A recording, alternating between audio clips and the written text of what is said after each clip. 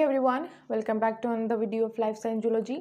इस वीडियो में हम पढ़ने वाले हैं बीएससी सेकेंड ईयर का पेपर सेकंड यूनिट फर्स्ट हम स्टार्ट करने वाले हैं। ठीक है, तो यूनिट फर्स्ट का फर्स्ट पार्ट है फिजियोलॉजी ऑफ डाइजेशन। ठीक है, तो हम जो है पहला लेक्चर है ये फिजियोलॉजी ऑफ डाइजेशन का। ठीक है, तो फर्स्ट लेक्चर में हम बेसिकली पढ़ने वाले हैं कंपोनेंट ऑफ फूड। ठीक है, तो स्टार्ट करते हैं वीडियो को।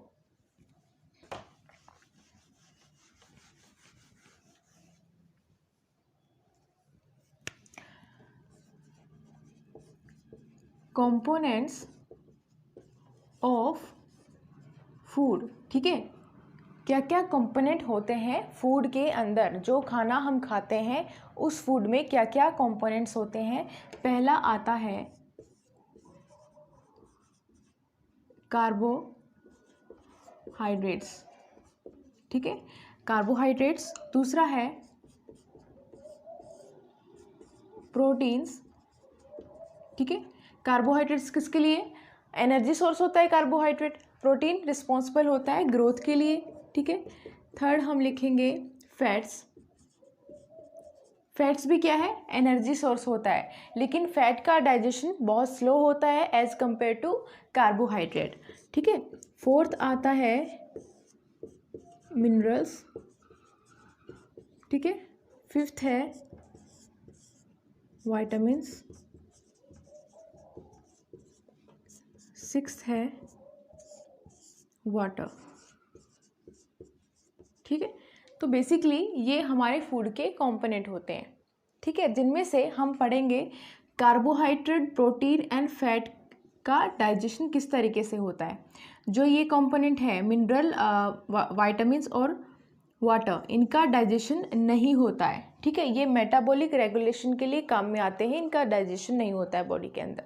डाइजेशन किसका हम पढ़ेंगे? कार्बोहाइड्रेट, प्रोटीन एंड फैट्स का डाइजेशन हम पढ़ेंगे। उससे पहले हम सारे के सारे कंपोनेंट के बारे में पढ़ेंगे, इनका क्लासिफिकेशन क्या किस तरीके से है और इनका फंक्शन क्या होता है बॉडी के अंदर। ठीक है, अब बात करते हैं डाइजेशन की। ठीक है, तो डाइजेशन से आप क्या समझते हो?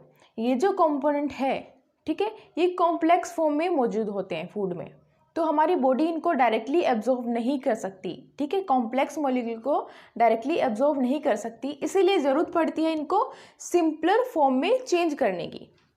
ठीक है, तो जो ये प्रोसेस होता है कॉम्प्लेक्स फूड को सिंपलर में कन्वर्ट करने का, यही कहलाता है डाइजेशन। ठीक है, तो हम लिख सकते हैं कन्वर्जन ऑफ कॉम्प्लेक्स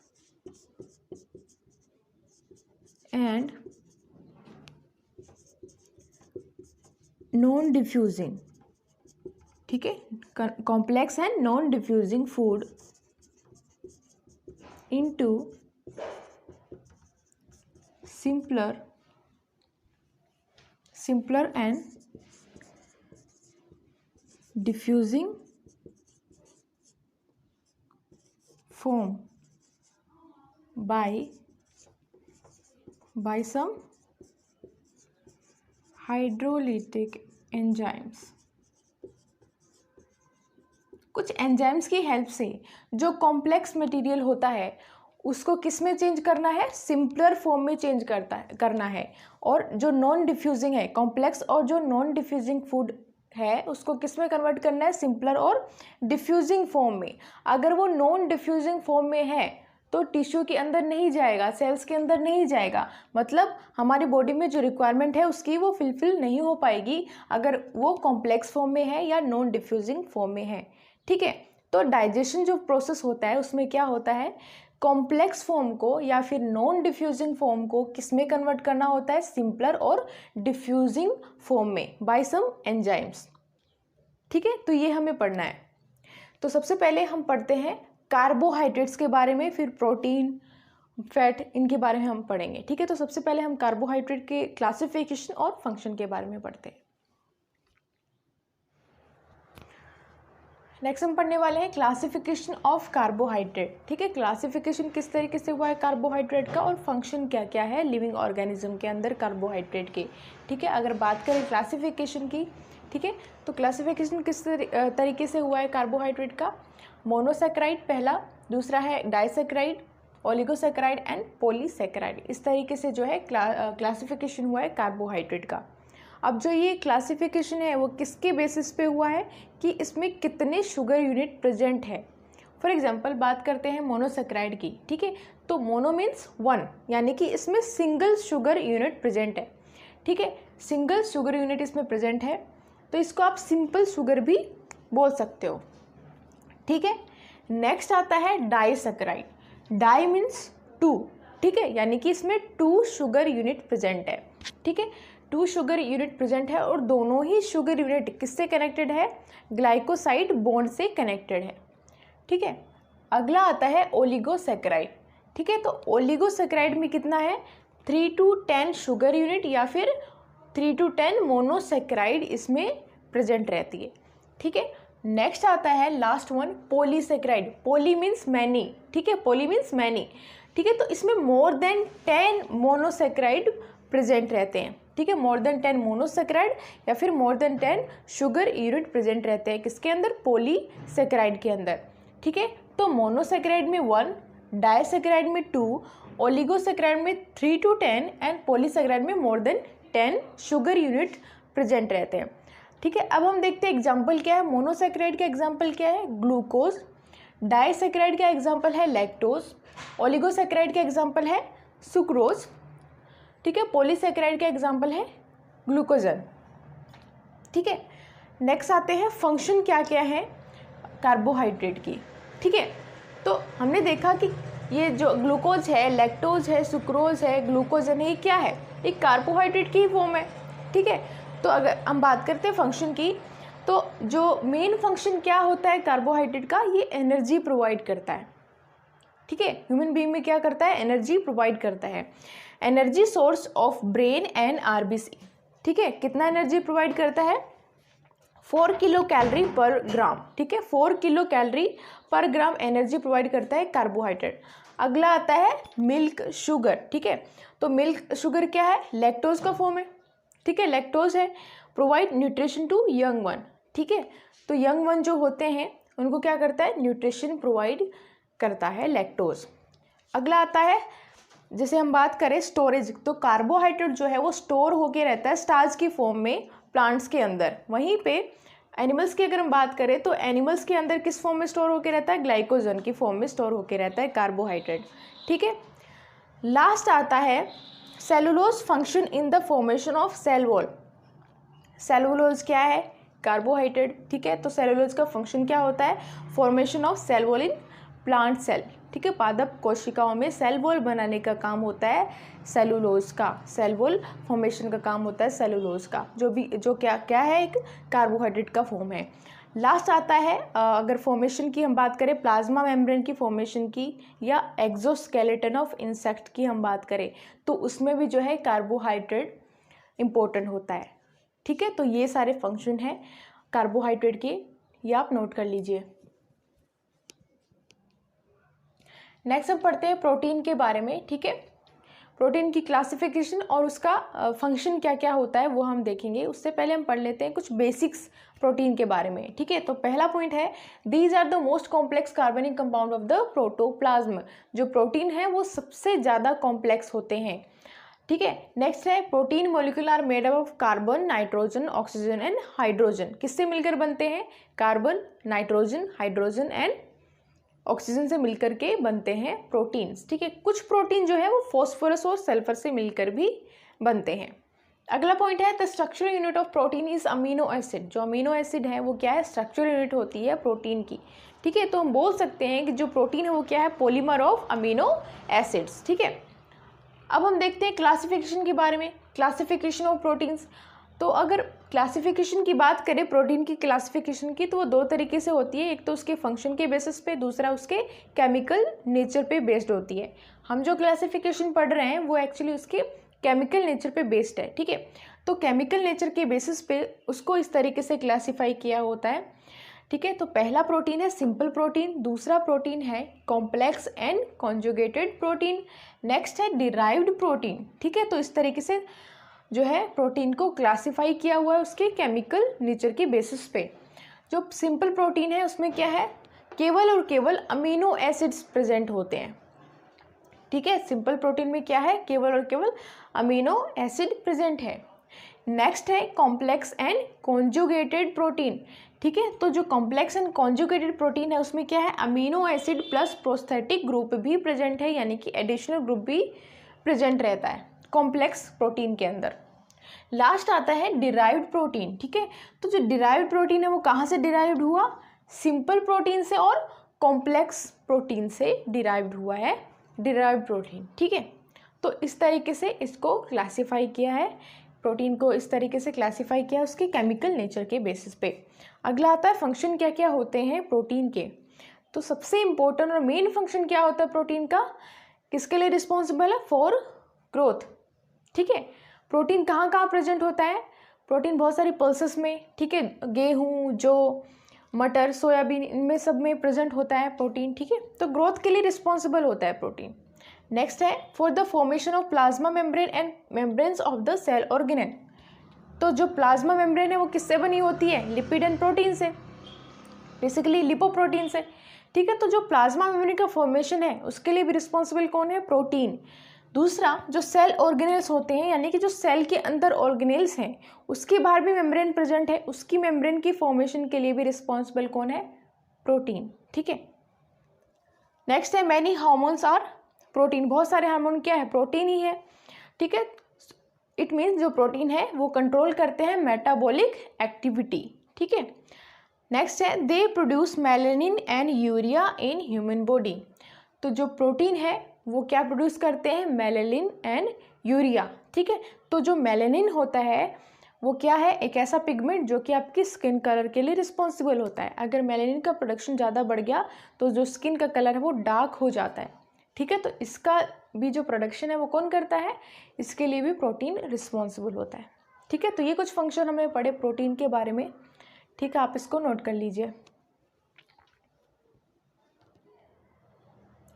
नेक्स्ट हम पढ़ने जा रहे हैं फैट, ठीक है। तो फैट का क्लासिफिकेशन और उसके फंक्शन हम पढ़ेंगे। उससे पहले हम पढ़ लेते हैं जो फैट है वो किससे बनता है। तो सेम एज कार्बोहाइड्रेट जो फैट है वो किससे बनता है, कार्बन, हाइड्रोजन और ऑक्सीजन से, ठीक है। नेक्स्ट है insoluble in water but soluble in ether chloroform, यानी कि ऑर्गेनिक सॉल्वेंट में जो है वो फैट सोल्यूबल रहता है और वहीं पे पानी के अंदर फैट जो है वो इनसोल्यूबल होता है, अघुलनशील होता है। और ऑर्गेनिक सॉल्वेंट में क्या होता है, घुलनशील होता है, सोल्यूबल होता है, ठीक है। अब बात करते हैं क्लासिफिकेशन ऑफ फैट। तो जो फैट है उसका क्लासिफिकेशन 3 तरीके से हुआ है। पहला है सिंपल लिपिड, दूसरा है कॉम्प्लेक्स एंड कॉन्जुगेटेड लिपिड, तीसरा आता है डिराइव्ड लिपिड, ठीक है। तो सबसे पहले हम पढ़ते हैं सिंपल लिपिड में क्या है। सिंपल लिपिड किससे बनता है, फैटी एसिड प्लस अल्कोहल से, ठीक है। दूसरा आता है कॉम्प्लेक्स एंड कॉन्जुगेटेड लिपिड, किससे मिलकर बनता है, इसमें फैटी एसिड प्लस अल्कोहल और फर्दर ग्रुप भी प्रेजेंट रहता है, ठीक है। कॉम्प्लेक्स लिपिड की अगर हम बात करें तो fatty acid plus alcohol plus further group भी इसमें ऐड रहता है। नेक्स्ट आता है डिराइव्ड लिपिड। तो जो डिराइव्ड लिपिड है वो किससे डिराइव होता है, सिंपल लिपिड और कॉम्प्लेक्स एंड कॉन्जुगेटेड लिपिड से डिराइव होता है, ठीक है। सिंपल एंड कॉम्प्लेक्स लिपिड से है डिराइव होता है डिराइव्ड लिपिड, ठीक है। नेक्स्ट हम पढ़ते हैं फंक्शन क्या क्या होते हैं लिपिड्स के। तो पहला फंक्शन क्या है, function in the formation of plasma membrane and cell organelle membrane, ठीक है। तो जो प्लाज्मा मेम्ब्रेन है वो किससे मिलके बनती है, प्रोटीन और लिपिड से, ठीक है। प्रोटीन जो हमने अभी देखा था, लिपोप्रोटीन फॉर्मेशन करता है किसका, प्लाज्मा मेम्ब्रेन का, और लिपिड भी जो है वो भी रिस्पॉन्सिबल होती है प्लाज्मा मेम्ब्रेन को फॉर्म करने में, ठीक है। वहीं पे तो जो सेल ऑर्गेनेल होते हैं, सेल के अंदर कुछ ऑर्गेनेल्स प्रेजेंट है, ठीक है, उनके बाहर जो मेम्ब्रेन प्रेजेंट है वो मेम्ब्रेन फॉर्म भी कौन करता है, लिपिड, ठीक है। लिपिड और प्रोटीन दोनों मिलकर के बनाते हैं वो मेम्ब्रेन, ठीक है। अगला पॉइंट है मेंटेन द बॉडी टेम्परेचर, यानी कि जो फिनोमेना है थर्मो रेगुलेशन का वो भी कौन परफॉर्म करता है, लिपिड्स, ठीक है। अगला पॉइंट है फॉस्फोलिपिड लाइक सेफालिन, ठीक है। सेफालिन जब हमने ब्लड क्लॉटिंग पढ़ा था तो उसमें हमने पढ़ा था सेफालिन एक्ट एज अ फैक्टर, किसकी तरह एक्ट करता है, फैक्टर की तरह एक्ट करता है इन ब्लड क्लॉटिंग, ठीक है। तो हम बोल सकते हैं लिपिड जो है वो क्या करते हैं, ब्लड क्लॉटिंग भी करते हैं। नेक्स्ट पॉइंट है help in synthesis of many hormones, बहुत सारे हॉर्मोन्स को सिंथेसिस भी करता है lipid, like androgen, oestrogen, progesterone etcetera. ठीक है, तो ये कुछ हार्मोन थे जिनका सिंथेसाइज कौन करता है, लिपिड्स। ठीक है, तो इस वीडियो में हमने पढ़ा बेसिकली कार्बोहाइड्रेट, लिपिड और प्रोटीन के क्लासिफिकेशन एंड उनके function. The video of life science zoology. इस वीडियो में हम पढ़ने वाले हैं बीएससी सेकेंड ईयर का पेपर 2 यूनिट 1 हमारी चल रही थी। ठीक है, फिजियोलॉजी ऑफ डाइजेशन। ठीक है, जिसमें हमारा आज का टॉपिक है विटामिन एंड मिनरल। हमने कार्बोहाइड्रेट, लिपिड और प्रोटीन के बारे में पिछले वीडियो में पढ़ लिया था। इस वीडियो में हम विटामिन और मिनरल्स के बारे में पढ़ने वाले हैं। तो स्टार्ट करते हैं वीडियो को। सबसे पहले हम स्टार्ट करते हैं विटामिन से। विटामिन क्या है, एक तरीके का माइक्रो न्यूट्रिएंट होता है। माइक्रो न्यूट्रिएंट मतलब कि इसकी जो अमाउंट है, इसकी जो क्वांटिटी है वो बहुत ही स्मॉल अमाउंट में हमें चाहिए होता है हमारी बॉडी को। ठीक है, क्योंकि बहुत सारी इंपॉर्टेंट फंक्शन जो हमारी बॉडी के अंदर होते हैं उनमें विटामिन्स हेल्प करते हैं, इसीलिए इसकी ज़रूरत होती है हमारी बॉडी को। इससे पिछले वाले वीडियो में हमने मैक्रो न्यूट्रिएंट के बारे में पढ़ा था, यानी कि कार्बोहाइड्रेट, लिपिड और प्रोटीन्स के बारे में हमने डिस्कस किया था। इस वीडियो में हम माइक्रो न्यूट्रिएंट यानी कि जो विटामिन्स है और मिनरल है उनके बारे में डिस्कस करने वाले हैं। ठीक है, तो विटामिन क्या है, एक तरीके का माइक्रो न्यूट्रिएंट होता है। दूसरी एक बात ये कि जो विटामिन है ये हमारी बॉडी में बनता नहीं है। ज़्यादातर अमाउंट हमें कहाँ से मिलेगा, फूड जो हम लेते हैं उसी से हमें विटामिन और मिनरल जो है हमारी बॉडी में जाता है। ठीक है, जैसे हमारी बॉडी जो कार्बोहाइड्रेट हमारी बॉडी के अंदर बनता है या फिर हमारी बॉडी प्रोटीन सिंथेसाइज करती है, उसी तरीके से जो विटामिन है, मिनरल हमारी बॉडी बना नहीं सकती। हमें जो विटामिन और मिनरल मिलते हैं वो फूड जो हम लेते हैं उसी के थ्रू हमें मिलते हैं। ठीक है, तो विटामिन क्या है, एक माइक्रो न्यूट्रिएंट होता है। दूसरा जो टर्म है विटामिन, इससे हम क्या समझते हैं, vita means life and amine means essential for life. ठीक है, नेक्स्ट है विटामिन क्या है, एक तरीके का ऑर्गेनिक कंपाउंड है। क्या है, ऑर्गेनिक कंपाउंड होता है। अब जो ये विटामिन है इसको 2 कैटेगरी में डिवाइड किया गया है। ठीक है, 2 तरीके से इसका क्लासिफिकेशन हो गया है। पहला है फैट सोल्यूबल विटामिन, दूसरा है वाटर सोल्यूबल विटामिन। अब आपको नाम से पता चल रहा होगा, वो विटामिन जो कि फैट में सोल्यूबल होते हैं उनको फैट सोल्यूबल विटामिन कहते हैं। वो विटामिन जो कि वाटर में सोल्यूबल होते हैं उनको वाटर सोल्यूबल विटामिन कहते हैं। ठीक है, नेक्स्ट हम पढ़ते हैं, ये जो फैट सोल्यूबल विटामिन होते हैं ये बेसिकली हमारी बॉडी में स्टोर होके रह सकते हैं। ठीक है, जो हमारे फैट टिश्यू होते हैं उसमें ये स्टोर होके रह सकते हैं, लेकिन वाटर सोल्यूबल विटामिन के अंदर ऐसा नहीं है, वो हमारी बॉडी में स्टोर नहीं रहते। ठीक है, तो एक तरीके से इनका जो डेली इंटेक होता है ज़रूरी होता है हमारी बॉडी के लिए। हमें ये एक तरीके से डेली हमारी डाइट जो हम लेते हैं उसमें ये होना चाहिए वाटर सोल्यूबल विटामिन्स, यानी कि vitamin B and vitamin C, जो कि हम आगे पढ़ेंगे कौन कौन से वाटर सोल्यूबल विटामिन्स होते हैं और कौन कौन से फैट सोल्यूबल विटामिन्स होते हैं।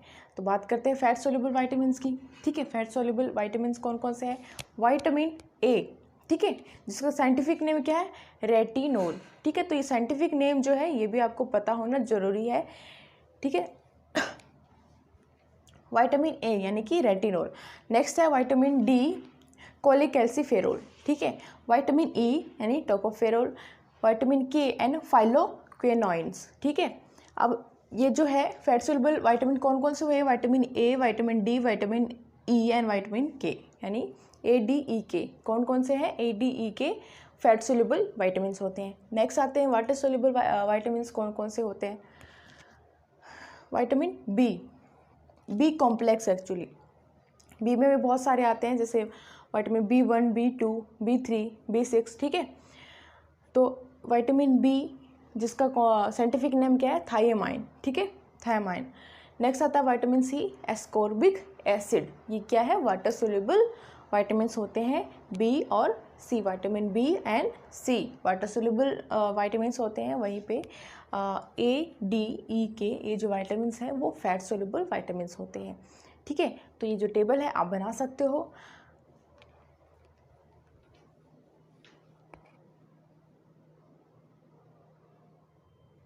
नेक्स्ट हम पढ़ने वाले हैं विटामिन्स, उनके सोर्स क्या हैं, यानी कि प्राप्ति के स्रोत क्या है, किनसे हमें मिलता है ये विटामिन, फंक्शन यानी कि उनका कार्य क्या है, डेफिशिएंसी डिजीज, उनकी कमी से हमारे बॉडी के अंदर कौन कौन से रोग हो सकते हैं। तो सबसे पहले हम बात करते हैं विटामिन ए की।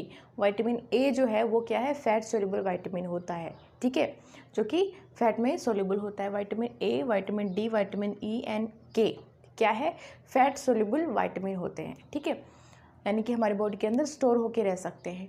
Vitamin B and vitamin C क्या है, वाटर सोल्यूबल विटामिन होते हैं, हमारी बॉडी के अंदर ये स्टोर नहीं होते, इसलिए रेगुलर इंटरवल पे हमारा जो बॉडी के अंदर इनका जाना यानी कि हमें इनटेक करना ज़रूरी हो जाता है वाटर सोल्यूबल विटामिन्स को। ठीक है, सबसे पहले बात करते हैं विटामिन ए की। इसके सोर्स क्या है, फिश, लिवर और ऑयल, यानी कि सोर्स है जिनसे हमें हमारी बॉडी को विटामिन ए जो है मिलता है। ठीक है, फंक्शन की अगर बात करें तो विटामिन ए के फंक्शन क्या है, ग्रोथ एंड डेवलपमेंट। ठीक है, तो ग्रोथ में हेल्प करता है, हमारी बॉडी का ग्रोथ हो उसमें हेल्प करता है। तो खासकर जो बच्चे जो ग्रोथ कर रहे हैं, जिनका ग्रोथ हो रहा है, तो उनको जो है विटामिन ए का अच्छा सप्लीमेंट देना चाहिए, क्योंकि ये ग्रोथ में हेल्प करता है, विजन को ये इम्प्रूव करता है और इम्यून सिस्टम में भी हेल्प करता है।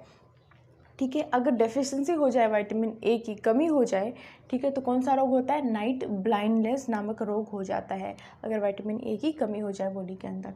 नेक्स्ट आता है विटामिन बी। ठीक है, तो विटामिन बी क्या सोर्स क्या है, यीस्ट और सी फूड, यानी कि समुद्री भोजन से हमें जो मिलता है विटामिन बी। अगर फंक्शन की बात करें तो विटामिन बी का फंक्शन क्या है, ग्रोथ में हेल्प करता है, वेल फंक्शनिंग ऑफ मसल्स, पेशियों का जो कार्य है उसमें ये हेल्प करता है। अगर कमी हो जाए विटामिन बी की तो बेरी नामक एक रोग हो जाता है, जिसमें जो आपको वीकनेस फील होती है। ठीक है, विटामिन बी2 की अगर बात करें, ठीक है, तो इसके सोर्स क्या है, मिल्क यानी कि दूध एंड ग्रीन वेजिटेबल्स, हरी पत्तेदार सब्जियों से हमें विटामिन बी मिलता है। ठीक है, फंक्शन क्या है, ग्रोथ में हेल्प करता है। अगर इसमें कमी हो जाए, अगर विटामिन बी2 की कमी हो जाए हमारी बॉडी के अंदर, तो बहुत सारे त्वचा की विकार यानी कि स्किन डिजीज़ हो सकते हैं हमें, और लॉस ऑफ हेयर, ये कुछ डिजीज़ होते हैं जो हो जाते हैं। नेक्स्ट है बी12। बी12 की सोर्स की बात करें तो फिश, एग और कर्ड से भी बी12 हमें मिलता है। फंक्शन क्या होता है, brain function and synthesis of RBC को बनाने में हेल्प करता है विटामिन बी12। ठीक है, अगर कमी हो जाए विटामिन बी12 की, ठीक है, तो पर्नीशियस एनीमिया नामक एक रोग हो जाता है। ठीक है, अब नेक्स्ट बात करते हैं विटामिन सी। ठीक है, विटामिन सी का सोर्स क्या है, सीट्रस फ्रूट, यानी कि खट्टे जो फ्रूट होते हैं, यानी कि नींबू, संतरा, ये सब जो फ्रूट होते हैं उनसे हमें विटामिन सी मिलता है। ग्रीन वेजिटेबल से भी विटामिन सी मिलता है। ठीक है, फंक्शन क्या होता है, रिपेयर ऑफ टिश्यू, यानी कि स्किन, बोन, टीथ और कार्टिलेज में एक तरीके से रिपेयर का ये काम करता है। अगर विटामिन सी की कमी हो जाए, ठीक है, तो स्कर्वी नामक रोग हो जाता है। ठीक है, नेक्स्ट बात करते हैं विटामिन डी की।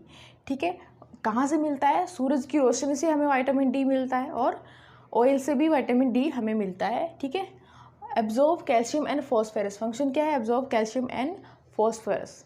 ठीक है, तो विटामिन डी का फंक्शन बेसिकली क्या है कि एब्जॉर्ब करता है कैल्शियम और फॉस्फोरस को, जो कि हमारी बोन्स को मजबूत करने के लिए काम में आता है। अगर विटामिन डी कमी आ जाएगी हमारी बॉडी में, तो कैल्शियम और फॉस्फोरस एब्जॉर्ब नहीं कर पाएगी बॉडी।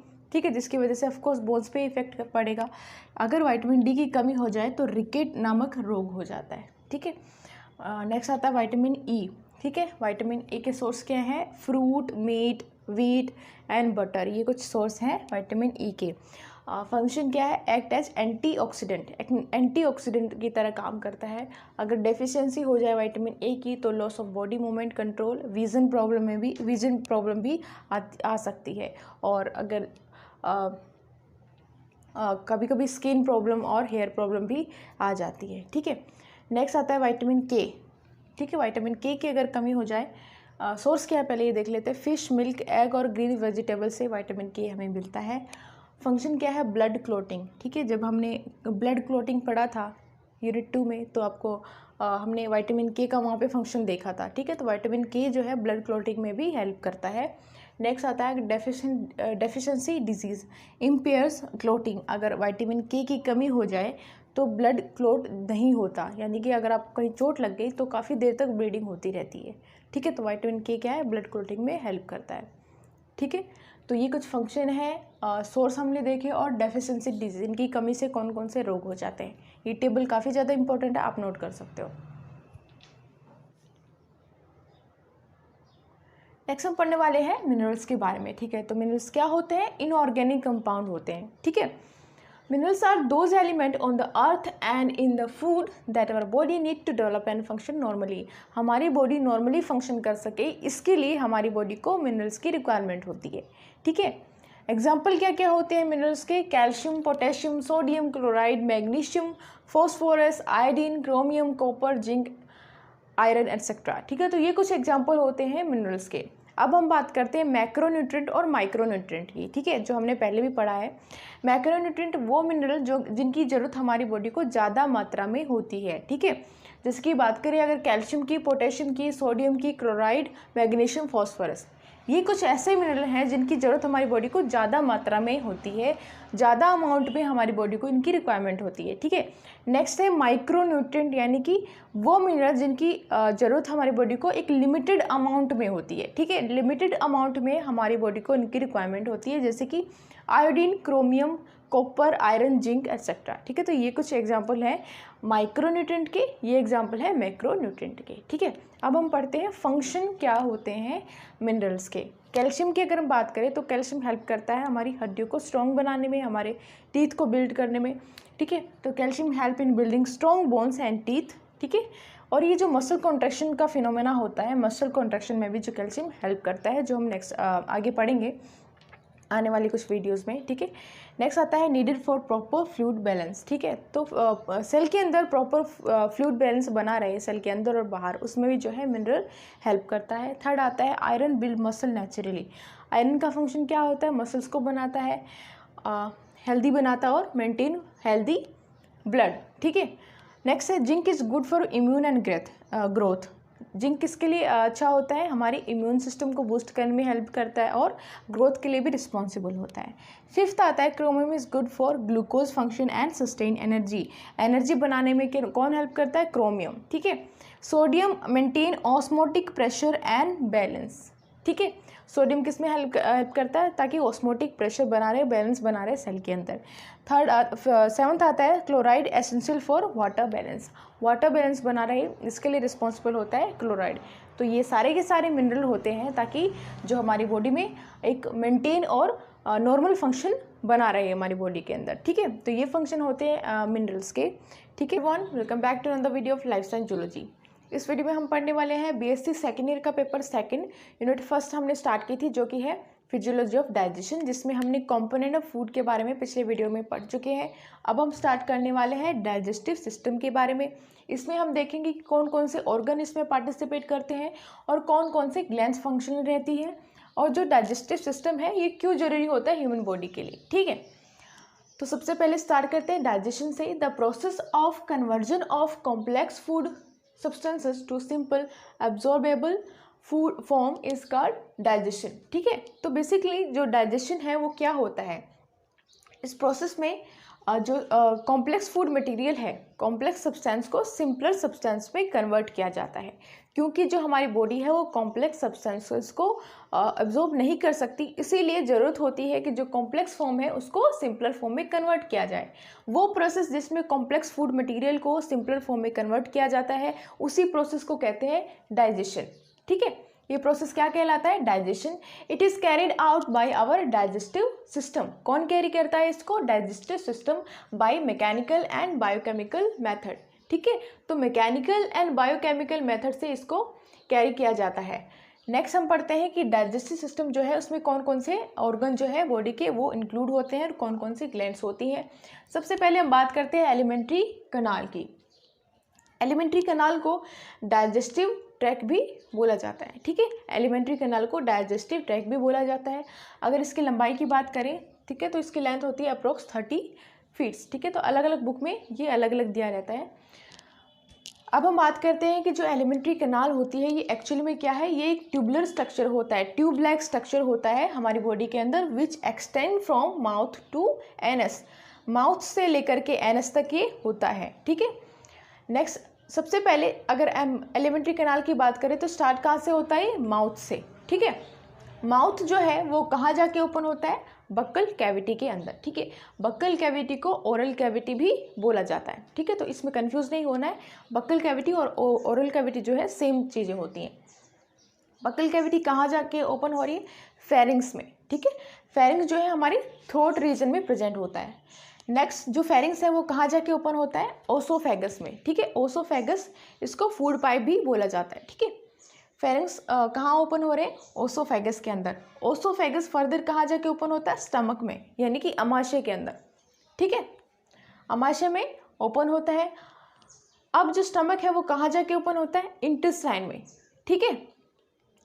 इंटेस्टाइन फर्दर दो पार्ट में डिवाइडेड होती है, small intestine and large intestine, यानी कि छोटी आंत और बड़ी आंत, ठीक है। फर्दर अगर हम देखें तो स्मॉल इंटेस्टाइन है वो 3 पार्ट्स में डिवाइडेड रहती है। इसके 3 पार्ट होते हैं, ठीक है, स्मॉल इंटेस्टाइन के, यानी कि छोटी आंत के। कौन कौन से? पहला आता है ड्यूडेनम, दूसरा है जेजुनम, थर्ड है इलियम, ठीक है।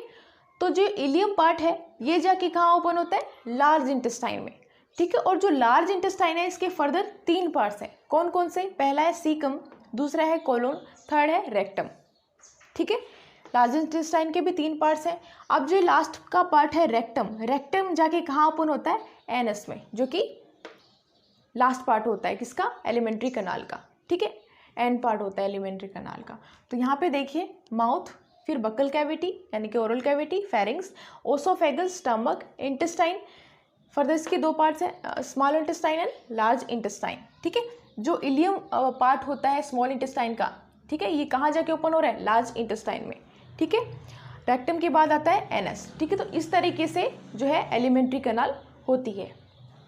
अब हम देखते हैं कौन कौन सी जो ग्लैंड्स होती हैं वो इंक्लूड होती हैं डाइजेस्टिव सिस्टम में। एसेसरी डाइजेस्टिव ग्लैंड्स की अगर हम बात करें तो पहला आता है सलाइवरी ग्लैंड, ठीक है, जो कहाँ पे प्रेजेंट होती? माउथ में प्रेजेंट होती है।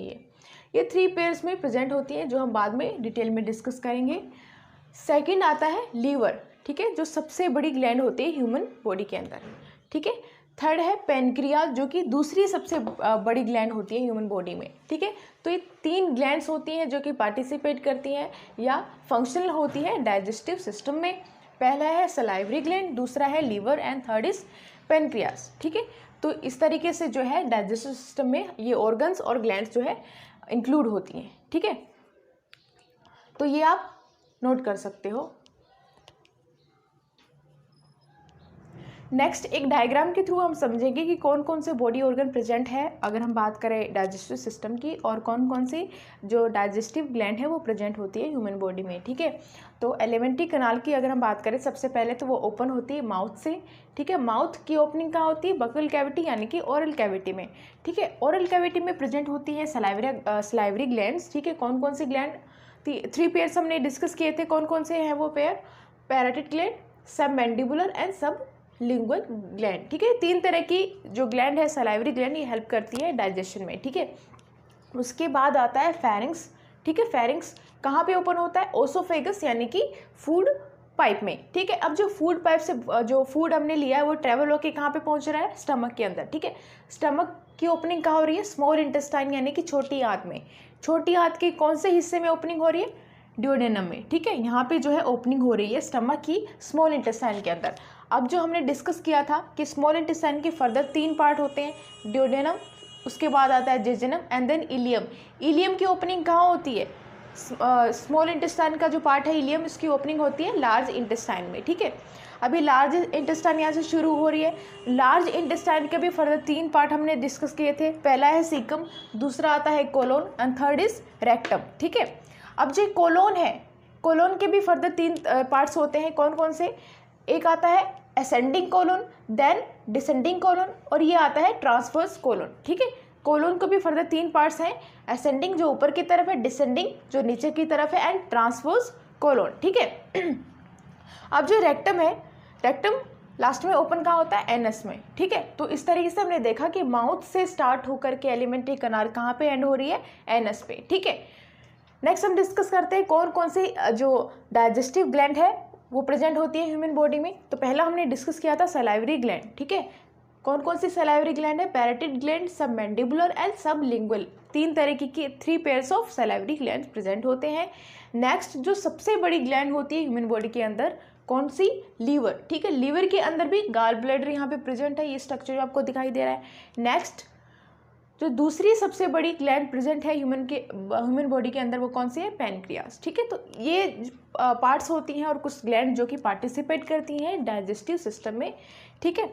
तो इसमें हमने बेसिकली इंट्रोडक्शन पढ़ा है कि किस तरीके से ऑर्गन्स पार्टिसिपेट करते हैं, कौन कौन से ऑर्गन पार्टिसिपेट करते हैं और कौन कौन सी ग्लैंड्स जो है वो फंक्शनल होती है। आने वाले हैं बीएससी सेकेंड ईयर का पेपर, सेकेंड यूनिट फर्स्ट हमारी चल रही है जो कि फिजियोलॉजी ऑफ डाइजेशन। ठीक है, तो बेसिकली आज इस वीडियो में हम पढ़ने वाले हैं डाइजेशन इन माउथ, यानी कि मुख गुहा में किस तरीके से पाचन होता है वो हम पढ़ने वाले हैं। अगर बात करें डाइजेशन इन माउथ की तो उसमें दो तरीके से डाइजेशन होता है माउथ के अंदर।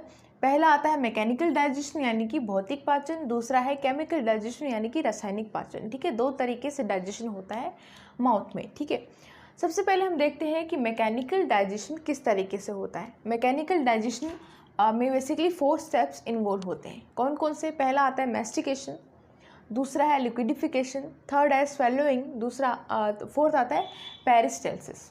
ठीक है, सबसे पहले हम देखते हैं कि मैस्टिकेशन क्या होता है। ठीक है, तो मैस्टिकेशन मतलब फूड को चबाना, भोजन को चबाना। ठीक है, जो फूड हम लेते हैं उसको दांतों द्वारा छोटे छोटे पार्टिकल्स में कन्वर्ट किया जाता है यानी कि चबाया जाता है, वो प्रोसेस कहलाता है मैस्टिकेशन। अगला आता है लिक्विडिफिकेशन, तो डायरेक्टली जो फूड हमने चबाया है उसको हम निगल नहीं सकते डायरेक्टली। ठीक है, इसलिए ज़रूरत होती है कि जो फूड हमने चबाया है छोटे छोटे पार्टिकल्स में जिसको कन्वर्ट किया है उसके साथ में सलाइवा को मिक्स किया जाए यानी कि उसको लिक्विडिफिकेशन हो उसका। ठीक है, तो वो प्रोसेस जिसमें क्या होता है फूड के साथ में सलाइवा मिक्स होता है उसको कहते हैं लिक्विडिफिकेशन। थर्ड आता है स्वेलोइंग। हमने यहाँ पे मैस्टिकेशन में क्या किया, फूड को छोटे छोटे पार्टिकल में कन्वर्ट किया, चबाया गया वहाँ पे, और यहाँ पे लिक्विडिफिकेशन में उसके साथ में सलाइवा मिक्स हुआ। थर्ड स्टेप में क्या है, स्वेलोइंग यानी कि उस फूड को निगला गया। तो जिस फूड के साथ में सलाइवा मिक्स है उसको हम बोलते हैं बोलस। ठीक है, उसको बोलस बोला जाता है। नेक्स्ट फोर्थ स्टेप आता है पेरिस्टाल्सिस। बेसिकली एक तरीके का ये मूवमेंट होता है ओसोफेगस का, जिसमें कॉन्ट्रैक्शन एंड रिलैक्सेशन होता है मसल्स का। ठीक है, तो ये कहाँ होता है, ओसोफेगस में। ठीक है, तो 4 स्टेप्स होते हैं मैकेनिकल डाइजेशन में। कौन कौन से? Mastication, liquidification, swallowing and peristalsis. Peristalsis में क्या होता है, फूड जो हमने लिया वो कहाँ गया, फेरिंग्स में, फिर ओसोफेगस में एंड देन स्टमक में। ठीक है, नेक्स्ट हम देखते हैं केमिकल डाइजेशन क्या होता है। केमिकल डाइजेशन यानी कि रासायनिक पाचन किस तरीके से होता है। केमिकल डाइजेशन में बेसिकली एक्शन होता है एंजाइम्स का फूड के ऊपर। ठीक है, action of enzymes on food. In members digestion start from oral cavity यानी कि बकल कैविटी से जो है वो स्टार्ट हो जाता है डाइजेशन। ठीक है, किसका? बेसिकली स्टार्च का डाइजेशन होता है माउथ में, लेकिन कंप्लीट स्टार्च का डाइजेशन नहीं होता है। ओनली 30% ऑफ स्टार्च का डाइजेशन होता है बकल कैविटी के अंदर। ठीक है, और अगर हम स्टार्च की बात करें तो स्टार्च भी वो डाइजेस्ट होता है जो कि कुक्ड होता है, ये राइप स्टार्च होता है। रो स्टार्च का डाइजेशन माउथ में नहीं होता है। ठीक है, food mix with saliva in buccal cavity is called bolus. हमने अभी जो डिस्कस किया था कि फूड मिक्स विद सलाइवा, जिस फूड के साथ में सलाइवा मिक्स हो जाता है बक्कल कैविटी में, उसको बोलस कहा जाता है यानी कि निवाला कहा जाता है। ठीक है, अगर हम बात करें सलाइवा की डेली सिक्रेशन कितना होता है सलाइवा का, तो डेली सिक्रेशन सलाइवा का होता है 1 to 1.5 लीटर्स। ठीक है, 1 से 1.5 लीटर जो है सलाइवा डेली सिक्रेट होता है बक्कल कैविटी में। अब जो पीएच होता है सलाइवा का वो कितना होता है, 6.8 यानी कि स्लाइटली एसिडिक होता है, हल्का अम्लीय होता है। ठीक है, नेक्स्ट है saliva contain starch splitting enzymes. ठीक है, ये स्टार्च का अपघटन कर देता है सलाइवा। ठीक है, स्टार्च अपघटन एंजाइम्स कौन सा है, वो एंजाइम जो कि बेसिकली स्टार्च का डाइजेशन करने के लिए रिस्पॉन्सिबल होता है उसको बोलते हैं टाइलिन। ठीक है, टाइलिन एंजाइम जो है वो रिस्पॉन्सिबल होता है स्टार्च के डाइजेशन के लिए। ठीक है, टाइलिन एंजाइम को सलाइवरी अल्फा एमाइलेज भी कहा जाता है। ठीक है, सलाइवरी अल्फा एमाइलेज भी इसको कहा जाता है टाइलिन को। ठीक है, अब कौन सा किस तरीके से जो है प्रोसेस होता है वो हम देखते हैं। स्टार्च है, जैसे ही इसके ऊपर टाइलिन एक्ट करता है तो ये कन्वर्ट हो जाता है, स्प्लिट हो जाता है, अपघटन हो जाता है इसका maltose plus maltotriose plus alpha limit dextrin में। ठीक है, तो इस तरीके से जो है प्रोसेस होता है और इस तरीके से जो है स्टार्च जो है उसका अपघटन हो जाता है, स्टार्च का डाइजेशन हो जाता है, स्टार्च जो है स्प्लिट हो जाता है maltose plus maltotriose plus alpha limit dextrin के अंदर। ठीक है, तो ये इस तरीके से प्रोसेस होता है माउथ में। अगर हम डाइजेशन की बात करें तो दो तरीके से है, chemical digestion and chemical digestion and mechanical digestion. Mechanical digestion में जो हमने डिस्कस किया 4 तरीके से स्टेप होते हैं, mastication, liquidification, swallowing and peristalsis. वहीं पे केमिकल डाइजेशन में क्या होता है, एंजाइम्स एक्ट करते हैं फूड के ऊपर। तो बेसिकली माउथ में अगर हम बात करें तो स्टार्च का डाइजेशन होता है, लेकिन कंप्लीट स्टार्च का डाइजेशन माउथ के अंदर नहीं होता है, ओनली 30% जो है स्टार्च का डाइजेशन माउथ के अंदर होता है। ठीक है, और वो भी वो स्टार्च का डाइजेशन होता है जो कि राइपन हो या फिर राइप स्टार्च हो या फिर जो है कुक्ड स्टार्च हो। रो स्टार्च का डाइजेशन नहीं होता है माउथ के अंदर, बकल कैविटी के अंदर। ठीक है, तो ये था डाइजेशन इन माउथ, आप इसको नोट कर सकते हो।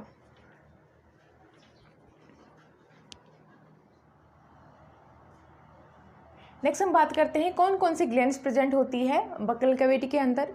ठीक है, और कॉम्पोजिशन क्या है सलाइवा का। ठीक है, तो 3 pairs of salivary glands present होती है बकल कैविटी में। कौन कौन सी, पैराटॉइड ग्लैंड्स, सबलिंगुअल ग्लैंड्स, सब मैंडिबुलर ग्लैंड्स। ठीक है, पैराटॉइड ग्लैंड जो होती है वो हमारे एक्सटर्नल ईयर के नीचे प्रेजेंट होती है, सबलिंगुअल ग्लैंड जो होती है हमारे टंग के नीचे प्रेजेंट होती है, और सब मैंडिबुलर ग्लैंड जो होती है वो हमारे निचले जबड़े के कोनों में प्रेजेंट होती है। ठीक है, तो इस तरीके से सिचुएटेड होती हैं हमारे माउथ में, और तीनों मिलकर की ही क्या सिक्रीट करती है, सलाइवा सिक्रीट करती है। और सलाइवा के फंक्शन क्या क्या होते हैं, ये बेसिकली स्टार्च का डाइजेशन करता है, हमारे जो बकल कैविटी है उसको मॉइस्ट रखता है। ठीक है, और बोलस को लिक्विडिफाई करता है। बोलस के साथ मतलब कहने का मतलब जो फूड हम चबाते हैं उसके साथ में मिलकर के उसका लिक्विडिफिकेशन करता है। सलाइवा जो है वो एंटीबैक्टीरियल भी होता है। बहुत सारे बैक्टीरिया जैसे कि ग्राम पॉजिटिव बैक्टीरिया है, उनकी सेल वॉल को ये डाइजेस्ट करता है। ठीक है, तो ये एंटीबैक्टीरियल भी होता है। तो अब हम देखते हैं कॉम्पोजिशन ऑफ सलाइवा यानी कि लार का संगठन किस तरीके से होता है। अगर बात करें टोटल अमाउंट की, टोटल अमाउंट कितना सिक्रीट होता है सलाइवा पर डे। ठीक है, तो 1 to 1.5 litres per day secrete होता है सलाइवा। पीएच की अगर बात करें तो 6.3 to 6.8 जो है सलाइवा का पीएच होता है, यानी कि स्लाइटली एसिडिक होता है। वाटर का अमाउंट कितना होता है, 99.5% जो है वाटर होता है सलाइवा के अंदर। कुछ इनऑर्गेनिक सॉल्ट्स भी प्रेजेंट होते हैं सलाइवा में जो कि 0.5% होते हैं, जैसे कि NaCl, KCl, Na2, HPO4, CaCO3 etcetera. कुछ ऑर्गेनिक सॉल्ट्स भी प्रेजेंट होते हैं 0.3%, जिसमें से म्यूकस है, टाइलिन है जो कि एंजाइम है जो कि स्टार्च का डाइजेशन करता है, सलाइवरी अमाइलेज हैं, मोल्टोज भी प्रेजेंट है, और लाइसोजाइम जो कि एक तरीके से एंटीबैक्टीरियल होता है, ग्राम पॉजिटिव बैक्टीरिया की सेल वॉल जो होती है उसको डाइजेस्ट करता है। ठीक है, तो इस तरीके से कॉम्पोजिशन होता है सलाइवा का, ये काफ़ी बार पूछा जाता है, इंपॉर्टेंट है। और 3 pairs of salivary glands present होती है बकल कैविटी के अंदर। ठीक है, तो चल रही है जो कि है फिजियोलॉजी ऑफ डाइजेशन। ठीक है, इससे पिछले वाली वीडियो में हमने पढ़ा था कि किस तरीके से डाइजेशन होता है बकल कैविटी के अंदर। ठीक है, बकल कैविटी में केवल स्टार्च का डाइजेशन हो रहा था, वो भी 30% ऑफ स्टार्च वहाँ पे डाइजेशन उसका हो रहा था। आज हम पढ़ने वाले हैं किस तरीके से स्टमक के अंदर डाइजेशन होता है फूड का। ठीक है, तो स्टार्ट करते हैं डाइजेशन इन स्टमक, यानी कि आमाशय में भोजन का पाचन किस तरीके से होता है।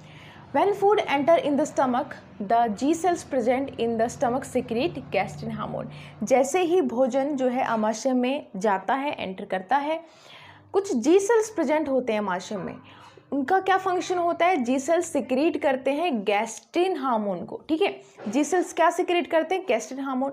अब जो गैस्ट्रिन हार्मोन है उनका क्या फंक्शन होता है, गैस्ट्रिन हार्मोन विच स्टिमुलेट यानी कि प्रेरित करते हैं गैस्ट्रिक ग्लैंड यानी कि जठर ग्रंथि को जो है वो प्रेरित करते हैं, जिससे कि जो गैस्ट्रिक ग्लैंड है यानी कि जो जठर ग्रंथि है वो सिक्रीट करती है किसका, गैस्ट्रिक जूस को सिक्रीट करती है, यानी कि जठर रस का स्राव करती है। ठीक है, तो बेसिकली क्या हो रहा है स्टमक में, when food enter in the stomach, जैसे ही भोजन एंटर करता है आमाशय में। ठीक है, हमने क्या पढ़ा था कि जो फूड हमने लिया है, ठीक है, जो फूड हम खाते हैं बेसिकली माउथ में क्या होता है, छोटे छोटे पार्टिकल्स में उनको कन्वर्ट कर दिया जाता है। ठीक है, और उसके साथ में सलाइवा मिक्स हो जाता है। अब उस फूड के साथ में जिसमें सलाइवा मिक्स हो गया उसको हम बोलते हैं बोलस, ठीक है। तो बोलस जो है फेरिंग्स में होते हुए ओसोफेगस से होते हुए कहाँ एंटर कर गया, स्टमक के अंदर, यानी कि आमाशय के अंदर, ठीक है। ओसोफेगस को फूड पाइप भी बोला जाता है, आहार नली भी बोला जाता है, ठीक है। तो बेसिकली जो हमारा ओसोफेगस है उसमें कौन सा मूवमेंट है, पेरिस्टाल्टिक मूवमेंट उसमें पाया जाता है, ठीक है। तो उस मूवमेंट के थ्रू जो है उस मूवमेंट की वजह से जो है फूड कहाँ एंटर कर गया, स्टमक में। और जैसे ही फूड एंटर करता है स्टमक में क्या होता है, जी सेल सिक्रेट करती है गैस्ट्रिक हार्मोन। गैस्ट्रिक हार्मोन जो है स्टिमुलेट करता है, प्रेरित करता है गैस्ट्रिक ग्लैंड को, और गैस्ट्रिक ग्लैंड जो है वो क्या सिक्रेट करती है, गैस्ट्रिक जूस सिक्रेट करती है। अब गैस्ट्रिक जूस क्या होता है, ठीक है, किस तरीके से इसका फंक्शन होता है। Secretion of gastric juice is control by hormones, nerves and chemical substance. अब जो सिक्रेशन हो रहा है गैस्ट्रिक जूस का, ये 3 चीज़ों से कंट्रोल हो रहा है। कौन कौन सी चीज़ों से, पहला हार्मोन्स से कंट्रोल होता है, दूसरा नर्व से कंट्रोल होता है, थर्ड केमिकल सब्सटेंसेस, कुछ रासायनिक पदार्थों से भी ये कंट्रोल होता है, ठीक है। और कुछ पेय पदार्थ ऐसे होते हैं जो कि स्टिमुलेट करते हैं एक तरीके से गैस्ट्रिक जूस के सिक्रेशन को। कौन कौन से, जैसे कि अगर हम सूप पीते हैं या कैफीन लेते हैं तो ये एक तरीके से क्या करते हैं, इंक्रीज कर देते हैं इसके सिक्रेशन को, ठीक है। तो सूप जो है हम कब पीते हैं, खाना खाने से पहले, ठीक है। तो एक तरीके से वो सिक्रेशन करता है गैस्ट्रिक जूस का, जिससे क्या है हमें एपेटाइट फील होता है, यानी कि भूख बढ़ जाती है, ठीक है। नेक्स्ट है gastric glands are located on mucosa of stomach. ये जो गैस्ट्रिक ग्लैंड है यानी कि जो जठर ग्रंथियां हैं कहाँ लोकेटेड होती है, म्यूकोसा में, ठीक है। म्यूकोसा बेसिकली क्या है, लेयर होती है स्टमक में अंदर की तरफ, ठीक है। तो ये वहाँ लोकेटेड होती है। अब बात करते हैं पीएच कितना होता है गैस्ट्रिक जूस का। अगर पीएच की बात करें तो गैस्ट्रिक जूस का पीएच होता है 1.2 टू 2.5, ठीक है। कभी कभी आपको 3.5 भी कहीं कहीं दिया रहेगा, ठीक है। तो इस तरीके से इसका पीएच होता है। तो बेसिकली क्या है, ये एसिडिक होता है, ठीक है, 1.2 टू 2.5। नेक्स्ट है food mixed with gastric juice is in stomach is called crime, ठीक है, which is paste like food, ठीक है। तो हमने क्या पढ़ा था, बकल कैविटी में फूड के साथ में सलाइवा मिक्स हो गया था जिसको हमने बोलस कहा था। नेक्स्ट यहाँ पे स्टमक के अंदर क्या हो रहा है, फूड के साथ में गैस्ट्रिक जूस जो है मिक्स हो जाता है जिसको हम क्या बोलते हैं, काइम। तो बेसिकली काइम क्या है, एक पेस्ट लाइक फूड होता है काइम, ठीक है। तो स्टमक के अंदर गैस्ट्रिक जूस है मिक्स हो जाता है किसके साथ, फूड के साथ, जिसको हम काइम बोलते हैं। Protein digestion start in stomach, ठीक है। तो बेसिकली जो प्रोटीन है उसका डाइजेशन कहाँ स्टार्ट हो गया है, स्टमक में ही उसका डाइजेशन स्टार्ट हो जाता है। लेकिन प्रोटीन का डाइजेशन कंप्लीट नहीं होता है स्टमक के अंदर, ठीक है, वो अधूरा रहता है, इनकम्प्लीट रहता है। कंप्लीट प्रोटीन का डाइजेशन कहाँ होगा, इंटेस्टाइन के अंदर होगा, जो हम आगे पढ़ेंगे, ठीक है। तो लेकिन अगर हम बात करें कि प्रोटीन का डाइजेशन स्टार्ट कब हो जाता है, तो स्टार्ट हो जाता है स्टमक के अंदर ही, लेकिन वो इनकम्प्लीट रहता है, कंप्लीट होता है इंटेस्टाइन में। तो कंप्लीट डाइजेशन जो होता है प्रोटीन का वो इंटेस्टाइन में होता है, लेकिन प्रोटीन का डाइजेशन स्टार्ट हो जाता है स्टमक में ही, ठीक है। इसी वजह से स्टमक को chief site of protein digestion कहा जाता है, ठीक है। नेक्स्ट है ऑक्जेंटिक सेल्स। कुछ ऑक्जेंटिक सेल्स प्रेजेंट होते हैं स्टमक में, ठीक है, जिसको पैराइटल सेल्स भी बोला जाता है। अब फंक्शन क्या होता है पैराइटल सेल का, ये सिक्रेट करती है HCl को, ठीक है, HCl का सिक्रेशन करती हैं पैराइटल सेल्स। अब फर्दर हम देखते हैं कि HCl का क्या फंक्शन होता है स्टमक के अंदर। तो HCl क्या करते हैं, कुछ इनएक्टिव फॉर्म्स होती हैं पेप्सिनोजन और प्रोरेनिन, ठीक है, ये इनएक्टिव फॉर्म होती हैं पेप्सिनोजन और प्रोरेनिन, ठीक है। HCl के प्रेजेंस में ये एक्टिव फॉर्म में कन्वर्ट हो जाती है। पेप्सिनोजन किस में कन्वर्ट हो गया, पेप्सिन में, और प्रोरेनिन कन्वर्ट हो गया रेनिन में, HCl की प्रेजेंस में, ठीक है। तो बेसिकली पेप्सिन क्या करता है, प्रोटीन डाइजेस्टिंग एंडोपेप्टिडेज, ठीक है। पेप्सिन क्या होता है, प्रोटीन डाइजेस्टिंग एंडोपेप्टिडेज होता है, और रेनिन क्या करता है, मिल्क प्रोटीन डाइजेस्टिंग एंजाइम होता है, ठीक है। तो बेसिकली पेप्सिन और रेनिन दोनों ही डाइजेशन में हेल्प करते हैं, और इनको एक्टिव फॉर्म में बनाने का फंक्शन किसका है, HCl का होता है, और HCl का सिक्रेशन कौन करते हैं, पैराइटल सेल्स करते हैं, ठीक है। तो ये आप नोट डाउन कर सकते हो। नेक्स्ट हम इसको कंटिन्यू रख रहे हैं। नेक्स्ट है pepsin can also digest collagen of connective tissue fibre but not keratin of nail and hair, ठीक है। तो जो पेप्सिन है वो डाइजेस्ट करता है collagen of connective tissue fibre, लेकिन ये केराटिन प्रोटीन को डाइजेस्ट नहीं कर रहा है। ठीक है, केराटिन प्रोटीन की अगर हम बात करें तो हमारे जो नेल होते हैं, हमारे हेयर किससे बनते हैं? केराटिन प्रोटीन से ही बनते हैं। तो पेप्सिन जो है केराटिन प्रोटीन का डाइजेशन नहीं कर सकता, लेकिन ये collagen of connective tissue fibre को डाइजेस्ट कर रहा है। ठीक है, नेक्स्ट है प्रोटीन का डाइजेशन जो है वो कहाँ से शुरू हो जाता है? स्टमक से शुरू हो जाता है, लेकिन कंप्लीट डाइजेशन प्रोटीन का स्टमक के अंदर नहीं होता है, इनकम्प्लीट डाइजेशन होता है प्रोटीन का स्टमक के अंदर। कंप्लीट डाइजेशन कहाँ होता है? स्मॉल इंटेस्टाइन में होगा, जो हम आगे पढ़ेंगे। ठीक है, लेकिन जो प्रोटीन का डाइजेशन स्टार्ट कहाँ से हो जाता है? स्टमक में ही उसका डाइजेशन स्टार्ट हो जाता है। तो प्रोटीन है उस पर कौन एक्ट करता है? पेप्सिन, जिसका पीएच कितना है? 1.5 to 2.5 पीएच होता है उसका। ठीक है, तो पेप्सिन किस पे एक्ट कर रहा है? प्रोटीन पे। प्रोटीन जो है वो फिर अपने सिंपलर फॉर्म में जो है वो कन्वर्ट हो जाता है, यानी कि अपने सरल रूप में कन्वर्ट हो जाता है। तो प्रोटीन किस में कन्वर्ट हो गया? पेप्टोन में, प्रोटीज में, ठीक है, और पेप्टाइड्स में कन्वर्ट हो जाता है प्रोटीन। ठीक है, पेप्सिन जो है प्रोटीन को किस में कन्वर्ट कर दे रहा है? पेप्टोन में, प्रोटीज और पेप्टाइड्स में कन्वर्ट कर देता है प्रोटीन को। कौन? पेप्सिन। ठीक है, जिसका पीएच है 1.5 to 2.5 पीएच है उसका। ठीक है, अब हम दूसरे एंजाइम की बात करते हैं, जो कि कौन है? रेनिन। रेनिन का क्या फंक्शन था? बेसिकली वो मिल्क प्रोटीन का डाइजेशन करते हैं। ठीक है, तो जो रेनिन है वो एक्टिव होते हैं चाइल्डहुड में, लेकिन इनएक्टिव होते हैं अडल्ट में। ठीक है, active in childhood, in adult it is inactive. ठीक है, एक्टिव नहीं होते हैं अडल्ट में। ठीक है, तो रेनिन का फंक्शन बेसिकली क्या होता है? It convert milk into curd. तो जो रेनिन है वो दूध को एक दही जैसे सब्सटेंस में कन्वर्ट कर देते हैं। ठीक है, rennin act on milk protein. ठीक है, तो जो रेनिन है वो मिल्क प्रोटीन में एक्ट करता है। तो जो मिल्क है उसमें एक कैसिन नाम का प्रोटीन प्रेजेंट होता है। ठीक है, कैसिन प्रोटीन प्रेजेंट होता है किसमें? मिल्क के अंदर। ठीक है, तो रेनिन किस पे एक्ट करता है? मिल्क प्रोटीन पे। ठीक है, तो जो कैसिन है, जो रेनिन है act on milk protein which is casein. तो जो कैसिन प्रोटीन है वो सोल्यूबल प्रोटीन होता है। ठीक है, कैसिन कैसा है? सोल्यूबल प्रोटीन होता है। रेनिन ने एक्ट किया जिस पे? कैसिन पे। कैसिन कैसा प्रोटीन है? सोल्यूबल प्रोटीन है। ठीक है, अब जो कैसिन है वो किस में कन्वर्ट हो गया? कैल्शियम पैराकैसिनेट में कन्वर्ट हो गया।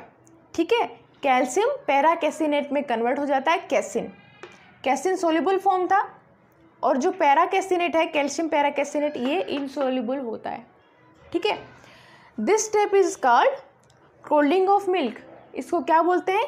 क्लोरिंग ऑफ मिल्क बोलते हैं इसको। ठीक है, इसीलिए जो रेनिन है उसको क्या बोलते हैं? मिल्क क्लोटिंग गैस्ट्रिक एंजाइम भी इसको बोला जाता है, क्योंकि मिल्क को दही जैसे सब्सटेंस में चेंज कर देता है। ठीक है, नाउ एक अलग एंजाइम हम पढ़ते हैं, गैस्ट्रिक लाइपेज एंजाइम। ठीक है, ऑल्दो इसका जो अमाउंट होता है बहुत ही कम मात्रा में ये प्रेजेंट रहता है हमारे स्टमक या फिर अमाशय के अंदर। ठीक है, तो जो दूध होता है उसमें फैट्स भी प्रेजेंट होते हैं। ठीक है, तो बेसिकली गैस्ट्रिक लाइपेज एंजाइम का क्या फंक्शन होता है? ये फैट का डाइजेशन कर रहा है। ठीक है, मिल्क में जो फैट प्रेजेंट है बहुत ही हल्का सा, उसका ये डाइजेशन कर रहा है।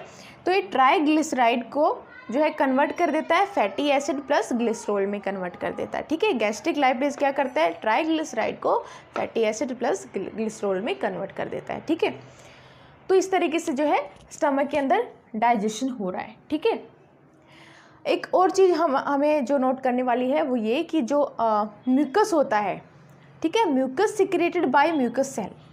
हमारा जो स्टमक है उसके अंदर अगर हम बात करें तो चारों तरफ क्या है?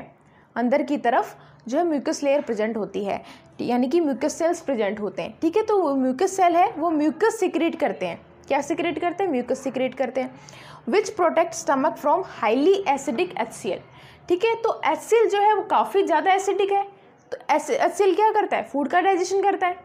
तो क्या ये HCl जो है हार्मफुल नहीं होगा हमारे स्टमक के लिए? क्योंकि वहाँ पे तो कंटिन्यूसली HCl का सिक्रेशन हो रहा है। ठीक है, तो ये जो म्यूकस सिक्रेट होता है, म्यूकस सेल जो ये है म्यूकस सिक्रेट करते हैं, ये एक तरीके से प्रोटेक्ट करते हैं स्टमक को किससे? HCl से, क्योंकि HCl क्या है? बहुत ज़्यादा एसिडिक।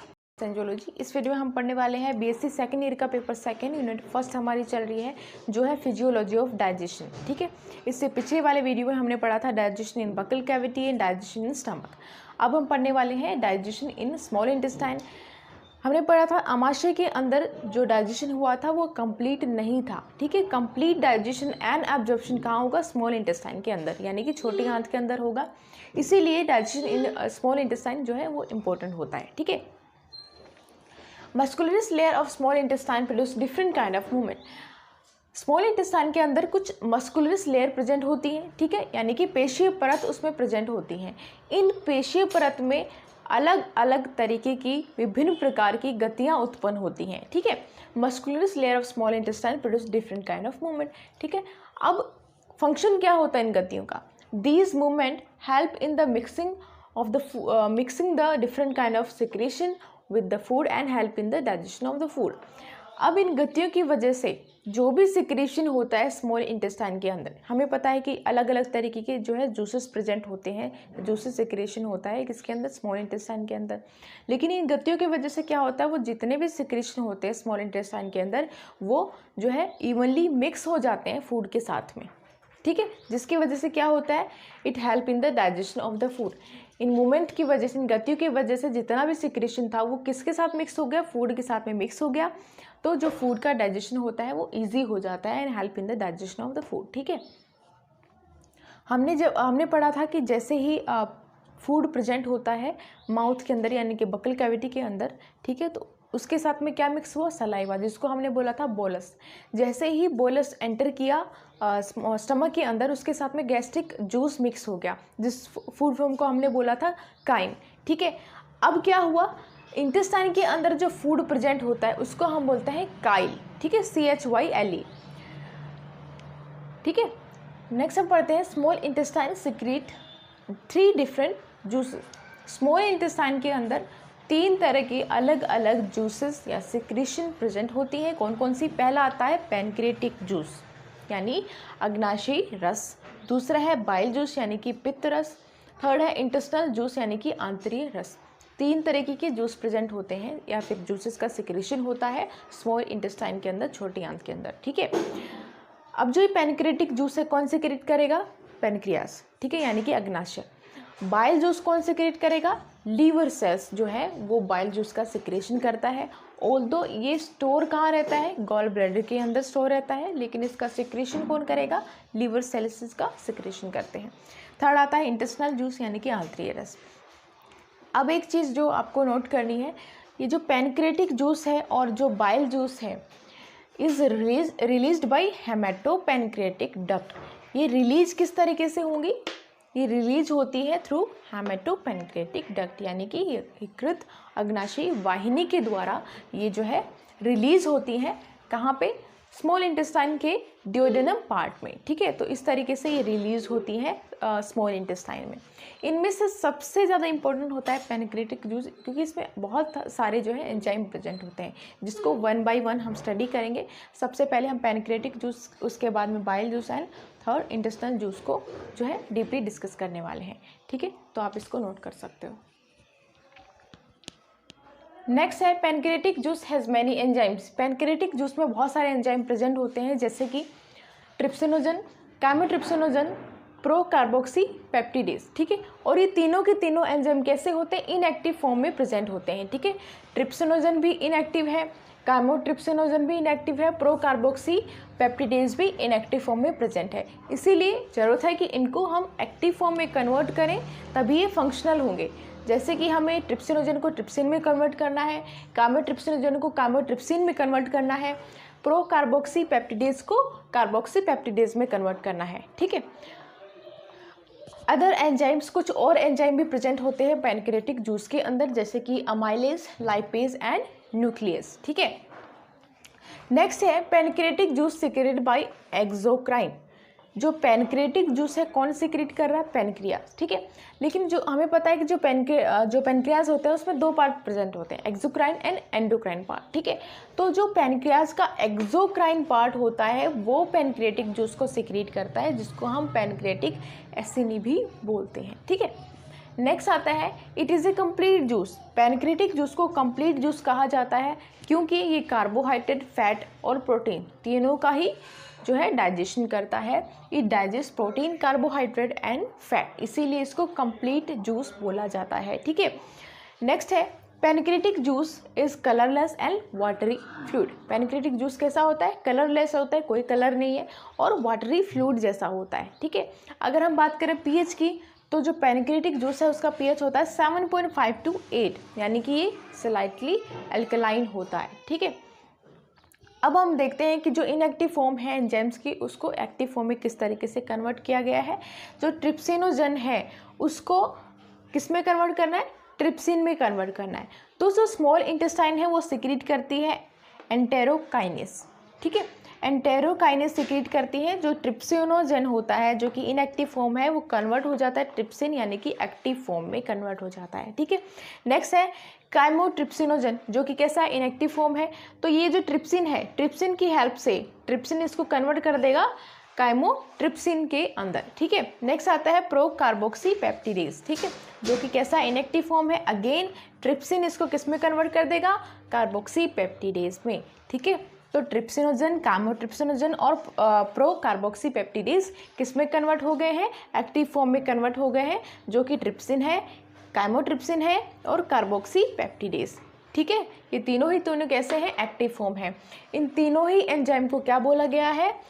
Proteolytic enzyme. ठीक है, प्रोटियोलिटिक एंजाइम इनको बोला जाता है, क्योंकि ये क्या कर रहे हैं? प्रोटीन का डाइजेशन कर रहे हैं। जो प्रोटीन का डाइजेशन अधूरा रह गया था स्टमक के अंदर, वो यहाँ आके पूरा होता है, यानी कि स्मॉल इंटेस्टाइन के अंदर जो है कंप्लीट डाइजेशन होता है प्रोटीन का। ठीक है, तो हमने देखा यहाँ पे जो पैनक्रियाटिक जूस है उसके अंदर बहुत सारे एंजाइम प्रेजेंट है, जैसे कि ट्रिप्सिनोजन, काइमोट्रिप्सिनोजन और प्रो कार्बोक्सी पेप्टिडेज। ऑल्दो ये तीनों ही इन एक्टिव फॉर्म में होते हैं। ठीक है, तो इनको एक्टिव फॉर्म कौन से होते हैं? इनके active form trypsinogen, chymotrypsin and carboxy peptidase, तीनों ही के जो है एक्टिव फॉर्म होते हैं। अगर हम बात करें इसके पीएच की, तो इसका पीएच होता है 7.5 to 2, यानी कि अल्कलाइन होता है और कलरलेस वाटरी फ्लूइड होता है। इसको कंप्लीट जूस बोला जाता है क्योंकि कार्बोहाइड्रेट, फैट और प्रोटीन तीनों का ही डाइजेशन करता है। ठीक है, पैनक्रियाटिक जूस को पैनक्रियाज सिक्रीट करते हैं, लेकिन पैनक्रियाज का एक्सोक्राइन पार्ट इसको सिक्रीट करता है, जिसको पैनक्रियाटिक एसिनी भी बोला जाता है। ठीक है, तो ये हमने देखा पैनक्रियाटिक जूस में कौन कौन से एंजाइम प्रेजेंट होते हैं। अब हम देखते हैं कि जो एंजाइम है किस तरीके से फंक्शन करते हैं। ठीक है, नेक्स्ट हम पढ़ते हैं कि एंजाइम जो होते हैं वो किस तरीके से एक्ट करते हैं। हमने ये पढ़ा था कि जो पैनक्रियाटिक जूस है उसमें प्रेजेंट एंजाइम जो होते हैं वो कार्बोहाइड्रेट का भी डाइजेशन करते हैं, वो फैट का डाइजेशन भी करते हैं और वो प्रोटीन का डाइजेशन भी करते हैं। ठीक है, अब हम यहाँ पे पढ़ते हैं कि यहाँ पे प्रोटीन प्रेजेंट है, पेप्टोन्स प्रेजेंट है और प्रोटीज प्रेजेंट है, और तीनों ही क्या है? पार्शली हाइड्रोलाइज्ड प्रोटीन होते हैं। ठीक है, अब इन पे कौन एक्ट करेगा? Trypsin, chymotrypsin and carboxypeptidase. ठीक है, ये तीनों के तीनों क्या है? एक्टिव फॉर्म में प्रेजेंट होते हैं। Trypsin, chymotrypsin and carboxy peptidase क्या है? एक्टिव फॉर्म में प्रेजेंट है, और ये किस पे एक्ट कर रहे हैं? प्रोटीन पे, प्रोटीज पे और पेप्टोन्स पे एक्ट कर रहे हैं। अब इनको ये सिंपलर फॉर्म में कन्वर्ट कर देंगे। ठीक है, सिंपलर फॉर्म क्या है? डाईपेप्टाइड्स। ठीक है, ये क्या है? सिंपलर फॉर्म होती है। अब इसमें इसको कन्वर्ट कर देंगे। ठीक है, नेक्स्ट हम पढ़ते हैं किस तरीके से अमाइलेज के बारे में हमने पढ़ा था। कुछ फर्दर और भी एंजाइम जो होते हैं प्रेजेंट होते हैं पैनक्रियाटिक जूस में, जैसे कि अमाइलेज, लाइपेज एंड न्यूक्लियस। ठीक है, जो अमाइलेज होता है वो किसका डाइजेशन कर रहा है? कार्बोहाइड्रेट का। ठीक है, ये पॉलीसेकेराइड क्या है? कार्बोहाइड्रेट। ठीक है, स्टार्च है। देन इसको किस में कन्वर्ट कर देगा? डाइसेकेराइड, जो कि क्या है? सिंपलर फॉर्म होता है। पॉलीसेकेराइड का सिंपलर फॉर्म क्या है? डाइसेकेराइड। फिर फर्दर इनको और सिंपलर फॉर्म में इसको कन्वर्ट कर दिया जाता है। ठीक है, अब हम पढ़ते हैं फैट। फैट का डाइजेशन कौन कर रहा है? लाइपेज। ठीक है, लाइपेज फैट पे एक्ट कर रहा है। देन फैट को किस में कन्वर्ट कर दिया? ग्लिसराइड में, और डाइग्लिसराइड फर्दर कन्वर्ट हो गया मोनोग्लिसराइड में। ठीक है, ठीक है, न्यूक्लियस भी प्रेजेंट होता है। न्यूक्लियस क्या करता है? न्यूक्लिक एसिड का डाइजेशन करता है। न्यूक्लिक एसिड जो है वो किस में कन्वर्ट हो गया? न्यूक्लियोटाइड्स में। न्यूक्लियोटाइड्स फर्दर किस में कन्वर्ट हो गया? न्यूक्लियोसाइड में। ठीक है, तो इस तरीके से ये डाइजेशन हो रहा है। तो हमने देखा जो पैनक्रियाटिक जूस है उसमें प्रेजेंट जो एंजाइम है वो किस तरीके से प्रोटीन का, कार्बोहाइड्रेट का और फैट का डाइजेशन कर रहे हैं। ठीक है, अब हम पढ़ते हैं बाइल जूस के बारे में, वो किस तरीके से डाइजेशन में हेल्प करता है। नेक्स्ट हम पढ़ते हैं बाइल जूस के बारे में, यानी कि पित्तरस के बारे में, ठीक है। तो it is secreted by liver cell, liver cell इसको सिक्रीट करते हैं। बाकी जो बाइल जूस होता है वो स्टोर कहाँ रहता है, लीवर के अंदर, गॉल ब्लैडर में स्टोर रहता है और इसको सिक्रीट करते हैं लीवर सेल, ठीक है। हमने पढ़ा था पैनक्रेटिक जूस जो था उसमें बहुत सारे एंजाइम प्रेजेंट थे जो कि फैट का डाइजेशन कर रहे थे, कार्बोहाइड्रेट का डाइजेशन कर रहे थे और प्रोटीन का डाइजेशन कर रहे थे। लेकिन बाइल जूस में किसी भी तरीके का कोई एंजाइम प्रेजेंट नहीं होता है। इसके अंदर बाइल पिगमेंट प्रेजेंट होते हैं, ठीक है। कौन कौन से पिगमेंट है, बिलीरुबिन और बिलीवर्डिन, ये इसमें बाइल पिगमेंट प्रेजेंट है, लेकिन एंजाइम बाइल जूस के अंदर एब्सेंट होते हैं, ठीक है।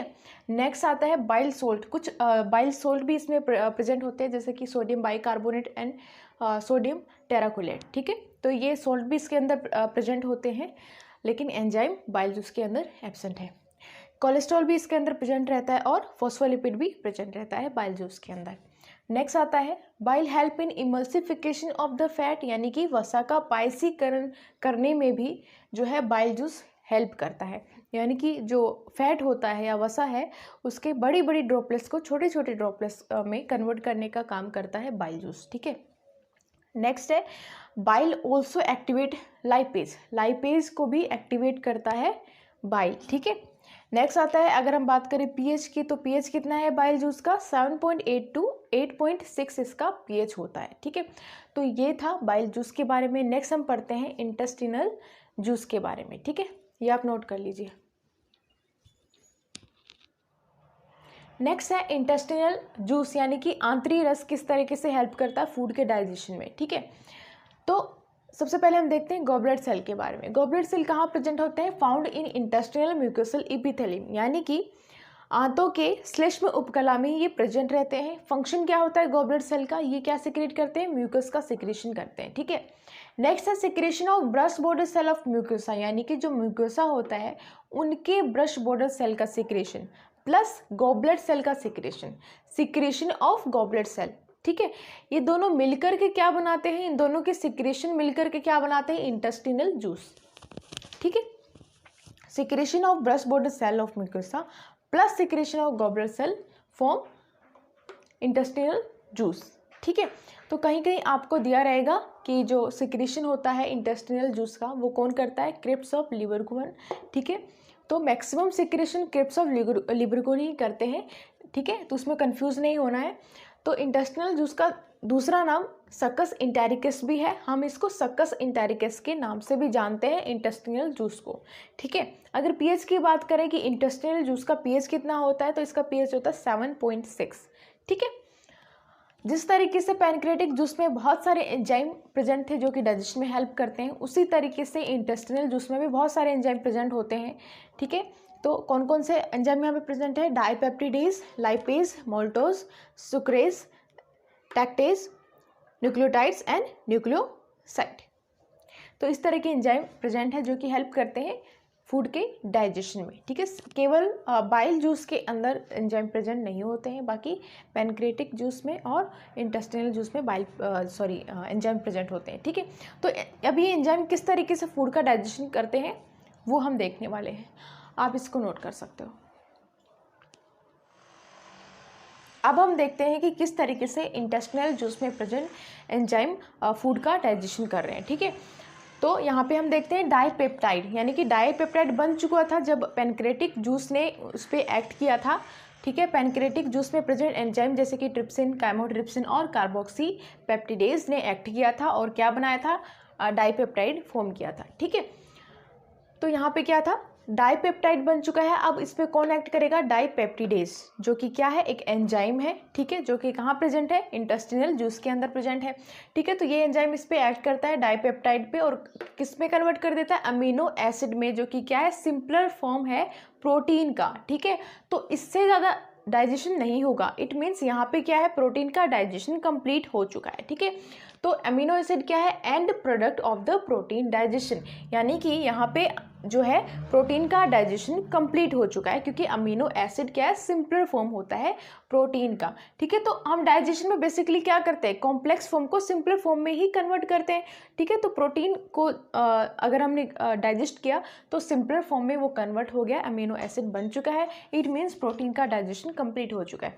नेक्स्ट हम देखते हैं कार्बोहाइड्रेट का किस तरीके से डाइजेशन हुआ है। तो यहाँ पे प्रेजेंट है माल्टोज, लैक्टोज एंड सुक्रोज। ठीक है, माल्टोज पे कौन एक्ट कर रहा है, माल्टेज एंजाइम, लैक्टोज पे कौन एक्ट कर रहा है, लैक्टेज एंजाइम, एंड सुक्रोज पे कौन एक्ट कर रहा है, सुक्रेज एंजाइम। ठीक है, तो माल्टोज पे कौन एक्ट किया, माल्टेज एंजाइम, और कन्वर्ट कर दिया माल्टोज को ग्लूकोज प्लस ग्लूकोज में। ठीक है, और लैक्टोज किस में कन्वर्ट हो गया, ग्लूकोज प्लस ग्लूकोज में। ठीक है, सुक्रोज कन्वर्ट हो गया किस में, सुक्रेज ने, सुक्रेज एंजाइम ने उस पर एक्ट किया और सुक्रोज को कन्वर्ट कर दिया ग्लूकोज प्लस फ्रक्टोज में। ठीक है, तो ये मोनोसेक्राइड फॉर्म है, यानी कि यहाँ पे कंप्लीट डाइजेशन हो गया है कार्बोहाइड्रेट का, and product of the carbohydrate digestion. ठीक है, तो ग्लूकोज और फ्रक्टोज ये सब क्या है, एंड प्रोडक्ट होते हैं कार्बोहाइड्रेट का डाइजेशन का। ठीक है, तो यहाँ पे कार्बोहाइड्रेट का डाइजेशन कंप्लीट हो चुका है।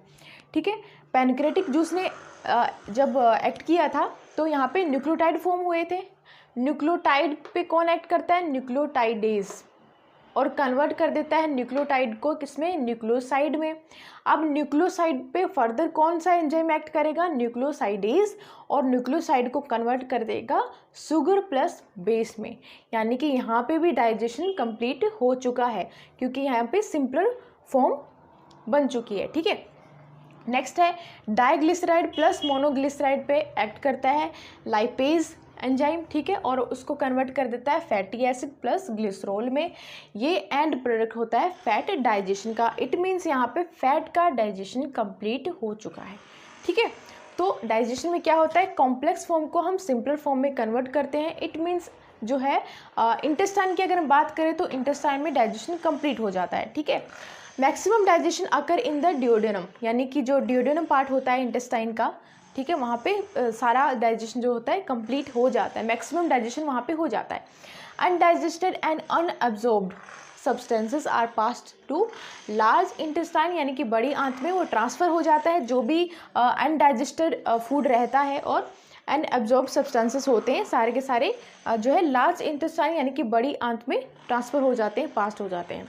No significant digestion occur in the large intestine, large intestine में किसी भी तरीके का कोई डाइजेशन नहीं होता है। डाइजेशन कंप्लीट कहाँ होता है, स्मॉल इंटेस्टाइन के अंदर ही डाइजेशन होता है।